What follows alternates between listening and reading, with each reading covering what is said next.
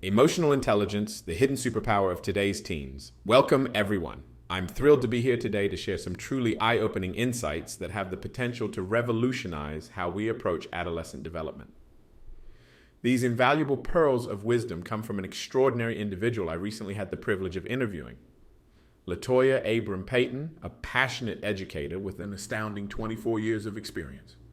Latoya isn't just a teacher. She's a visionary on a mission to transform the lives of adolescents through the power of emotional intelligence.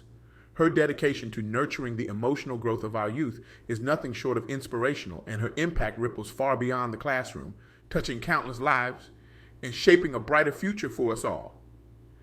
Now, picture this. Two teenagers facing the same challenging situation. One crumbles under the pressure, lashing out in frustration, while the other takes a deep breath, processes their emotions, and finds a constructive solution. What's the difference between these two scenarios? It's not intelligence quotient or academic prowess. It's emotional intelligence. Emotional intelligence, my friends, is the hidden superpower that can make or break our teens' futures. It's the ability to recognize, understand, and manage our own emotions as well as the emotions of others. And let me tell you, in today's world, it's becoming as crucial as reading, writing, and arithmetic. But here's the kicker. We're facing a crisis of emotional intelligence among our youth. And the COVID-19 pandemic has only exacerbated the problem. It's like we've unwittingly unleashed an emotional tsunami on our teens, and many of them are drowning, unable to navigate these turbulent waters. Now, I know what you might be thinking. Come on, teens have always had it tough. It's just part of growing up, right? Well, let me share some eye-opening facts that might change your perspective. A comprehensive review of 24 studies on emotional intelligence in school adolescents revealed something astonishing. Students with higher emotional intelligence didn't just have better social skills. They actually perform better academically. It's as if emotional intelligence is the secret sauce that enhances everything else in a teen's life. But wait, there's more. This same study found that emotionally intelligent teens had lower levels of stress and depression. Think about that for a moment. By helping our kids understand and manage their emotions, we're not just setting them up for academic success. We're literally safeguarding their mental health.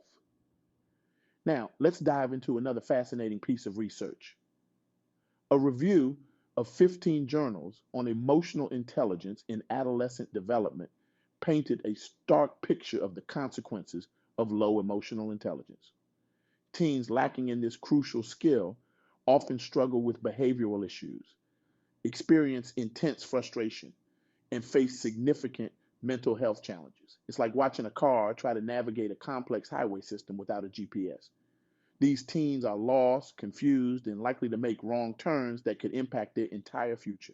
But here's the good news, and it's really good news. The same research showed that teens with high emotional intelligence enjoy better social relationships, handle stress more effectively, and are less likely to engage in delinquent behavior. It's like we're giving our kids a superpower that helps them navigate the treacherous waters of adolescence with grace and resilience. Now, I can almost hear the skeptics among you. This all sounds great, you might be thinking, but isn't emotional intelligence just something that develops naturally as kids grow up? Well, I'm glad you asked, because the answer might surprise you. While it's true that some aspects of emotional intelligence do develop naturally, many crucial skills need to be taught, nurtured, and practiced. And that's where we come in. Parents, educators, mentors, and caring adults in these teens' lives. Let me share a powerful example from a study that focused specifically on how emotional intelligence impacts adolescents' behavior and personality development. The researchers found that nurturing emotional intelligence skills through targeted interventions can help teens regulate their emotions and behaviors more effectively. Now, why is this so crucial? Well, adolescence is a time of heightened emotionality. It's like these kids are riding an emotional roller coaster, and without the right tools, that ride can quickly turn from thrilling to terrifying. But here's the truly exciting part.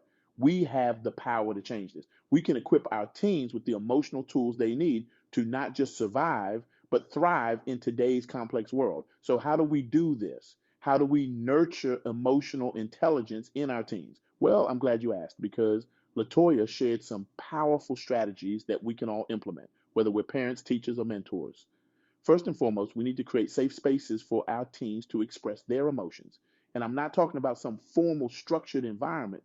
This could be as simple as a car ride, a walk in the park, or even while doing chores together. The key is to listen without judgment. And let me tell you, this is harder than it sounds. Our natural instinct is often to jump in with advice or try to fix things. But sometimes all a teen needs is someone to truly hear them. Try this. Next time a teen in your life shares something emotional, resist the urge to immediately offer solutions.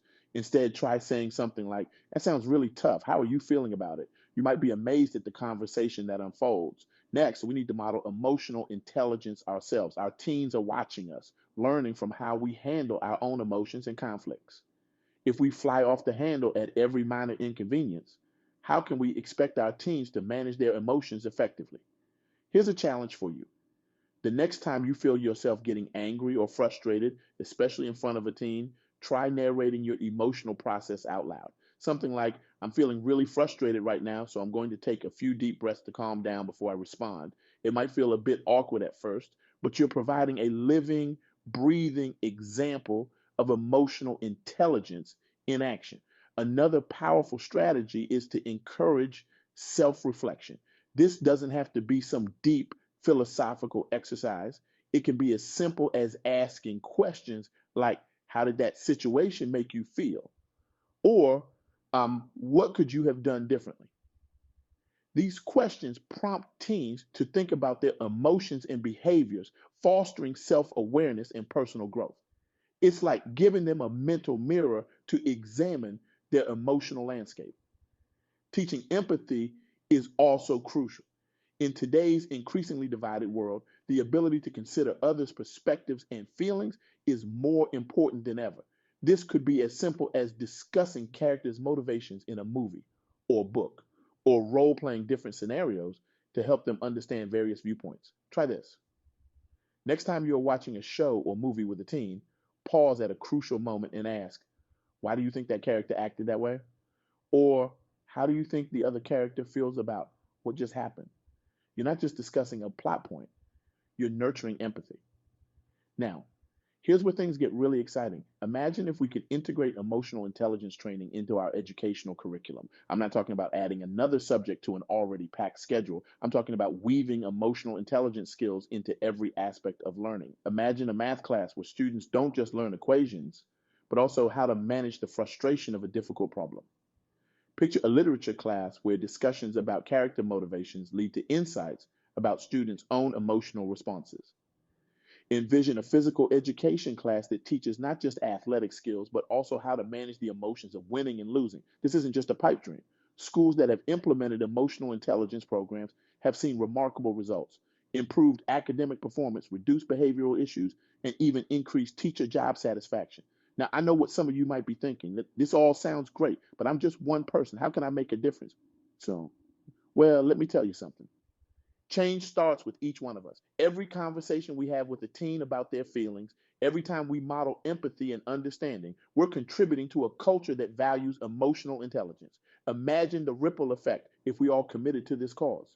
Picture a generation of teens equipped with the emotional tools to handle life's challenges, build meaningful relationships, and pursue their dreams with confidence and resilience. That's the world we can create if we prioritize emotional intelligence in our approach to adolescent development. But here's the thing: this isn't just about creating a better future for our teens, it's about creating a better future for all of us. Because these emotionally intelligent teens will grow into emotionally intelligent adults. They'll be our future leaders, innovators, and problem solvers. They'll be better equipped to tackle the complex challenges our world faces. So, here's my challenge to you: in the next week, have at least one conversation with a teen in your life about emotions. It could be your child, a student, a niece or nephew, or even a young neighbor. Ask them how they're feeling, listen without judgment, and share a bit about your own emotional experiences.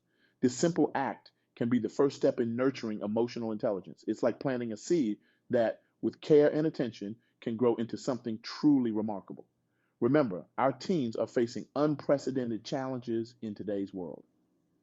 The pandemic has amplified their struggles, but it has also presented us with an opportunity. an opportunity to reimagine how we support our youth's emotional development. By focusing on emotional intelligence, we're not just helping them navigate their teen years, we're equipping them with skills that will serve them for a lifetime. We're helping to create a generation of individuals who can understand and manage their own emotions, who can empathize with others, who can navigate complex social situations with grace and wisdom.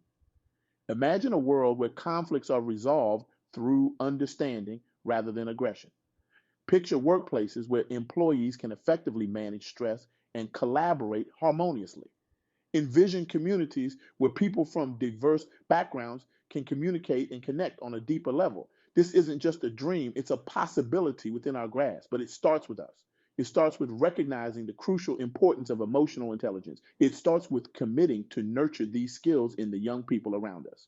So I leave you with this question. How will you contribute to developing emotional intelligence in the teens around you? Will you have that conversation? Will you model emotional intelligence in your own life? Will you advocate for emotional intelligence training in your local schools?